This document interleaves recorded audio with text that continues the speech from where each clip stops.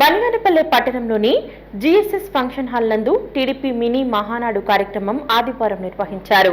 TDP ఆత్మగౌరవానికి ప్రతీకగా మహానాడు జరుపుకోవటం జరుగుతుందని రాష్ట్ర మంత్రి బీసీ జనార్దన్ రెడ్డి పేర్కొన్నారు. రాష్ట్ర మంత్రి బీసీ జనార్దన్ రెడ్డి ఆధ్వర్యంలో బనగానపల్లె నియోజకవర్గ స్థాయి టీడీపీ మినీ మహానాడు కార్యక్రమం బనగానపల్లె పట్టణంలోని జిఎస్ఎస్ ఫంక్షన్ హాల్ నందు ఆదివారం ఘనంగా నిర్వహించారు. ముఖ్య అతిథిగా రాష్ట్ర మంత్రి బీసీ జనార్దన్ రెడ్డి పాల్గొన్నారు.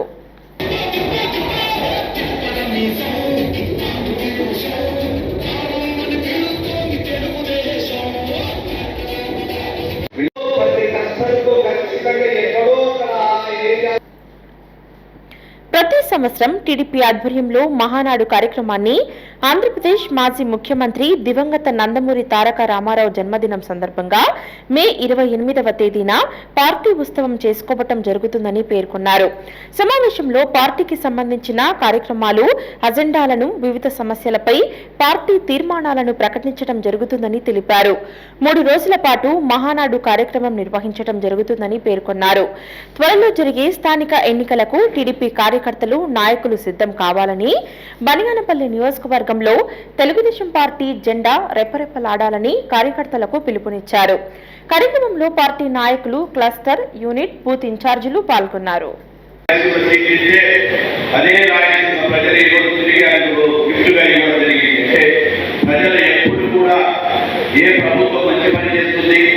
అధికారంలోకి వచ్చినాక సంక్షేమం, అభివృద్ధి ఎవరు చేస్తారు అనేటువంటిది చూశారు కాబట్టి ఆ రోజు 151 సీట్లకే ఖాయం కావడం జరిగింది.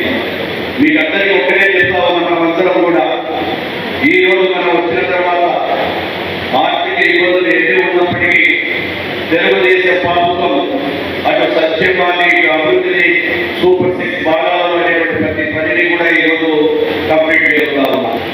ఈ రోజు రాష్ట్రంలో ఎక్కడ జరిగినటువంటి అభివృద్ధి జరుగుతూ ఉన్నాయి. ఉద్యోగ అవకాశాలు కల్పిస్తూ ఉన్నాం. డిఎస్సి ద్వారా 16,000కు పైగా టీచర్ కోర్సు ఇస్తున్నాం. అదేవిధంగా 6,000కు పైగా పోలీసు వాళ్ళు కూడా మనకు ఉద్యోగాలు కూడా కల్పించడం జరిగింది. అదేవిధంగా పరిశ్రమల ద్వారా, ప్రైవేట్ పరిశ్రమల ద్వారా 6 లక్షలకు పైగా ఉద్యోగాల అవకాశాలు కూడా కల్పించడం జరిగింది.